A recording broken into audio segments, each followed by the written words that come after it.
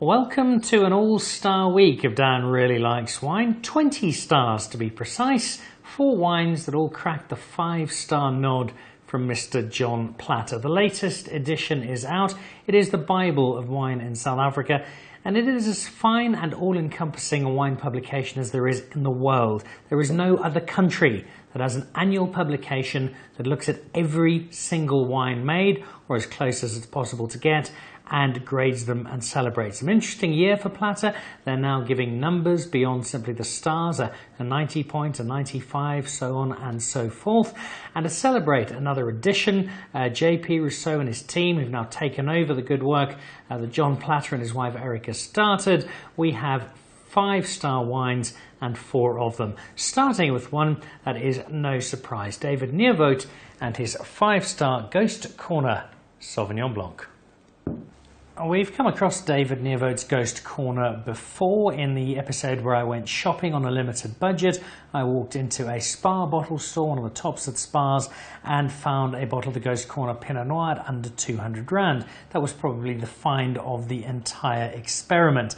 This is the Sauvignon Blanc, and as with the Pinot Noir, the Ghost Corner refers to a stretch of area just off the coast of that Elim part of the world, quite near Cape Agulhas, that is a graveyard for ships. There are well over 100 wrecks in that area that have run aground, and Ghost Corner refers to what lingers from the spirit of those very ships. It also refers, though now in more popular culture, to the wine made by David Neiwoudt. He's making some terrific wine, experiments a lot. We know him from Cederberg, and we'll try some more of that Cederberg in just a moment. Also in partnership with Julio Bouchon from Chile, making some very interesting wine. The very first Chilean Shannon Blanc will be on the show early next year as we take delivery of that from Santiago via the Cederberg. But for here, it is a Sauvignon Blanc from a great Sauvignon Blanc area, nice cool climate and potential that is clearly, as the 5 stars show, delivered. Now, the youth of this wine is illustrated by the little bubbles you'll see, and it's also a particularly white example of Sauvignon Blanc. Dare one say, it's almost ghostly.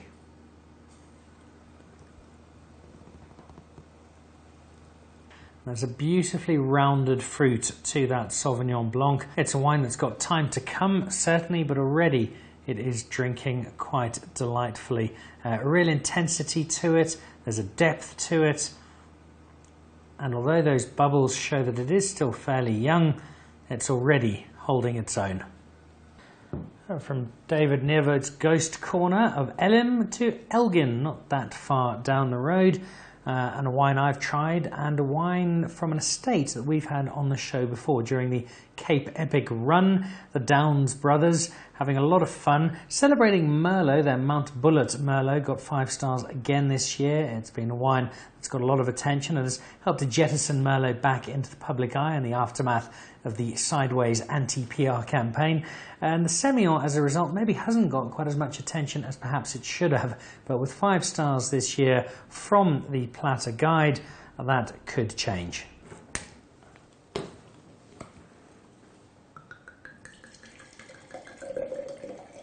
As you may recall, there's a lovely story to Shannon.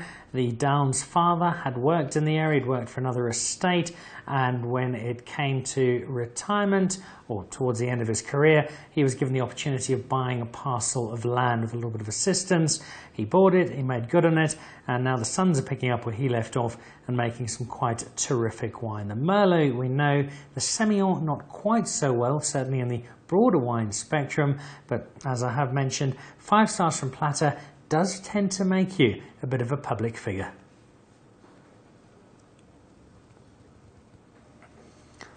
Now that is a compulsive argument for drinking more Semillon. This is great. What I love about Semillon, amongst many things, is that it's a really robust wine. It can stand up to so many dishes. You put this with a curry, it'll take it on no problem. It's just got so much to it. You can see the broad-shouldered bottle, much like the broad-shouldered Downs brothers, who've got a bit of rugby pedigree to them.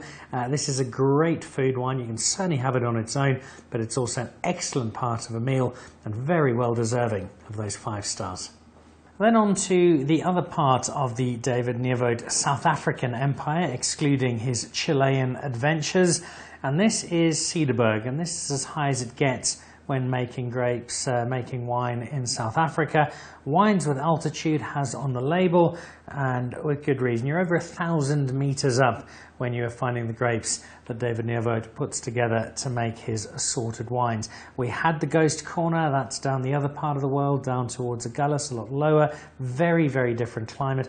This is a lot higher, and Cederberg over the last few years have increasingly created a name for making wine, not just from a very unique part of South Africa, but wine that is consistently outstanding. And clearly, Team Platter is in agreement.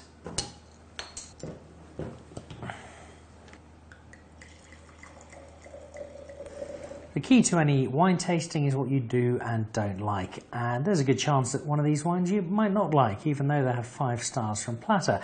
There's a full team that puts this Platter guide together. Initially it was John Platter trekking around South Africa tasting wine, and if he thought something was really good he'd get his wife Erica to double check for him. Now there are a whole lot of people who anonymously come together, and the ones they really like, lots of blind tastings, and so it's pretty thorough. But ultimately, if you like it, it's a good wine, and if you don't, well then for you it's not a good wine. But 5 stars suggest that there's a chance that you should at least like some of them, and hopefully find a couple of them particularly good.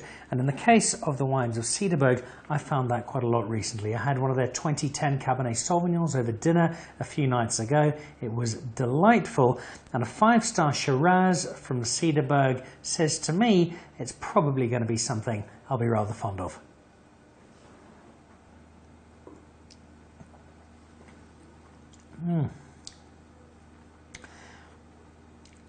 I suspect there wasn't too much hesitation in the 5-star selection for this particular Shiraz. It's still a little young, you can pick that up certainly, but that combination of the smooth, silky Syrah feel with some really lovely dark fruit, that cherry style, makes for a wine that is very, very complete. It's come together beautifully, it's a seamless composition, and it's David Neiwoudt at his very, very best. He's a man who has a lot of fun experimenting, playing with different spaces. What he's doing in the Cederberg is outstanding, and this is as good as anything he has. And then to our final 5-star Platter wine for this week, the Stellenbosch Reserve. And it just looks regal, doesn't it? The name, the look of the bottle, the feel to it all. And it comes from a man who knows a little bit about wine. Jean Engelbrecht, who's featured through his Rustenfried estate on the show before, created the Stellenbosch Reserve to pay tribute to Stellenbosch. He's Stellenbosch through and through, loves the place, and this is a series, a small selection of wines that honour Stellenbosch and its history. And they in turn have been honoured, certainly this one, with 5 stars from Platter.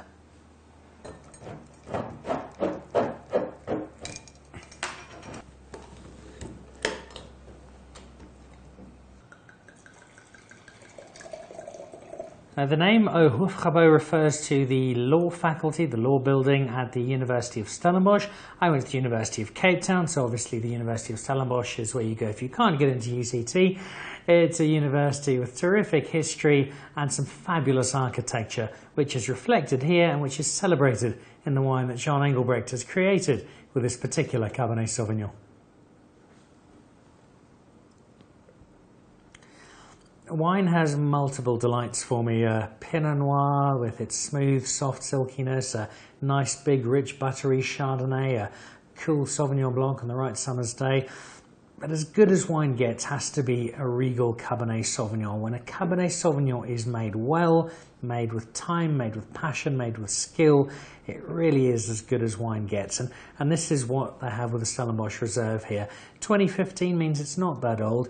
It tastes like it could be at least 2 or 3 years older than it is, but it also has that feel of a wine that can go and quietly sit in a dark corner somewhere and give nobody any more trouble for the next decade or so, and then come emerging out as something even more brilliant. But already it's set a very high standard, a standard worthy of the 5 stars that the Platter Guide has awarded it, and a Cabernet Sauvignon that is absolutely superb. It is a delightful wine, and Mr. Engelbrecht continues to keep that very fine reputation of his flying high. So 4 5-star wines this week. The David Neiwoudt Ghost Corner. I'd like to try that again in a few months, see where it's got to. the Shannon. It's a semillon that's also got plenty of aging potential, but already drinking beautifully. The Cederberg wine made at high altitude and made superbly. It is a delightful Shiraz. And then Mr. Engelbrecht with his Stellenbosch Reserve, a Cabernet Sauvignon that is already drinking terrifically. There were a lot of 5-star wines this year, and that pays tribute to the quality of wine we have in South Africa. It is just getting better and better and better. And if Platter says anything about our wine industry, it's that with every passing year, there's even more to be proud of as a South African and a South African wine drinker. Cheers.